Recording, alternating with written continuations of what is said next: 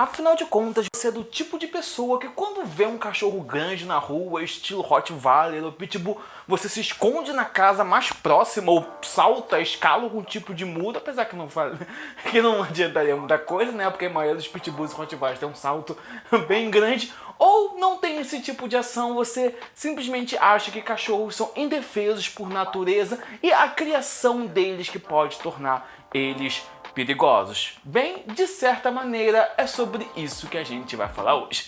Olá, eu sou Johnny Sais, o Geek Barba, e hoje a gente vai falar sobre o filme... O filme não! Eu tô acostumado a falar sobre o filme que já vai automático. Sobre o livro A Mão que Te Alimenta, escrito por A.J. Rich. O livro vai contar a história de Morgan, uma psicóloga forense que é completamente apaixonada por cachorros. Ela tem 2 cachorros de porte grande, eu agora não lembro quais são as raças dele, mas no livro descreve como é que são as raças dos 2 cachorros e que ela ama de paixão esses 2. Um dia ela sai para trabalhar e quando ela volta ela encontra os 2 completamente ensanguentados. De início ela fica assustada achando que o sangue seria deles, mas ela vê que não é deles, eles não estão nem um pouco machucados. Então ela entra correndo pela casa e no quarto ela encontra o noivo morto e completamente cheio de mordidas. Ela já acha que foram seus 2 doguinhos de estimação que fizeram isso, se tranca no banheiro e chama a polícia. A polícia depois vai chegar lá, vai ver tudo, só que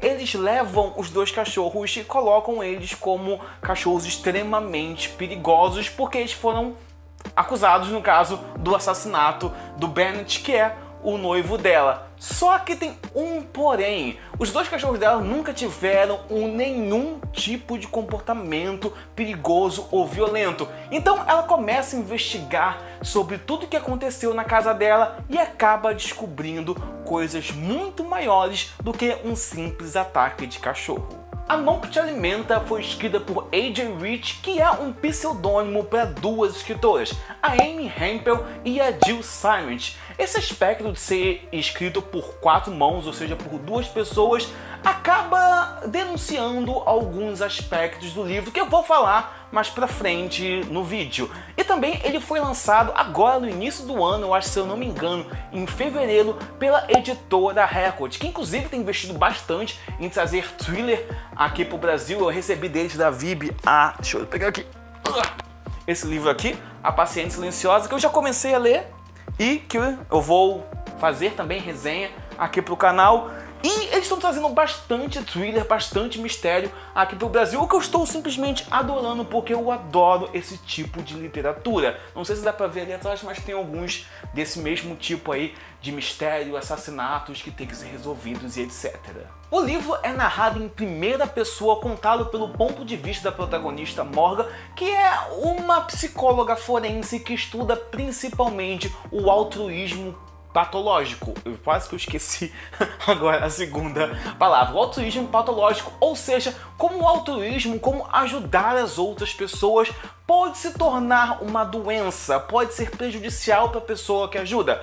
É tipo quando alguém, para ajudar outra pessoa, se anula, se prejudica para que a outra pessoa esteja bem. Ela acaba estudando isso e ela descobriu uma relação que existe entre quem tem o altruísmo patológico com as pessoas que são potencialmente vítimas de psicopatas e sociopatas. Ela acha que há aí uma relação entre esses 2 aspectos, que são pessoas mais altruístas que querem ajudar os outros, acabam se colocando em posições, em situações de riscos desnecessariamente, o que acaba atraindo os sociopatas e os psicopatas. E foi no meio dessa pesquisa que ela encontra o Bennett, que é o seu noivo que foi assassinado pelos 2 cachorros, que dá início a todo o mistério que você vê no livro. Como um ponto positivo, o livro tem principalmente os cachorros. O fato de colocar os doguinhos como praticamente protagonistas da história, porque gira em volta deles, toda a narrativa, apesar da Morgan ser protagonista, ela ama cachorro, então praticamente todas as ações dela são voltadas para os cachorros de estimação dela, ou até outros cachorros que aparecem na história. Então isso meio que cativa a gente automaticamente, já que eu acho, né, pelo menos praticamente todo mundo gosta de cachorro. Eu tenho duas, né, a Lola e a Lelica, que me acompanharam bastante aí durante a leitura desse livro. Tô lendo esse livro daqui que logo no primeiro capítulo tem cachorrinhos que matam o dono com o quê? Com essas duas aqui na minha frente. Só pra ter um medinho. Só. Meu Deus. Além disso, também tem um mistério inicial, que é o assassinato de Bennett pelos cachorros, que a gente não sabe realmente se foram os cachorros ou se foi um outro elemento exterior. E se foi um outro elemento exterior, que elemento foi esse que mordeu ele todo? Enfim, essa intriga inicial deixa a gente extremamente curioso do início ao fim, porque praticamente é um crime sem solução, além da solução aparente, né, que é mostrada pra gente. Mas como é um thriller psicológico, a gente sabe que nem tudo é o que parece ser, nem tudo é aquilo que é mostrado pra gente logo de primeira. Então isso deixa a gente extremamente curioso e devora o livro rapidamente para saber logo o que realmente aconteceu. E também tem a construção dos personagens, apesar de eles serem contados do ponto de vista da personagem principal, a Morgan, eles são muito interessantes, cada um com uma característica um tanto peculiar, mas todos eles acabam gostando de cachorros de alguma maneira. Então é bastante legal acompanhar essa evolução deles e perceber que cada um tem aí algum segredo a esconder. Como um ponto negativo, bem, lembra que lá no início da crítica eu falei que o fato do livro ser escrito por duas pessoas acaba explicando alguns fatos? Então, o fato é o seguinte, ele se encaminha muito bem até a metade do livro, a narrativa se encaminha muito bem até a metade do livro.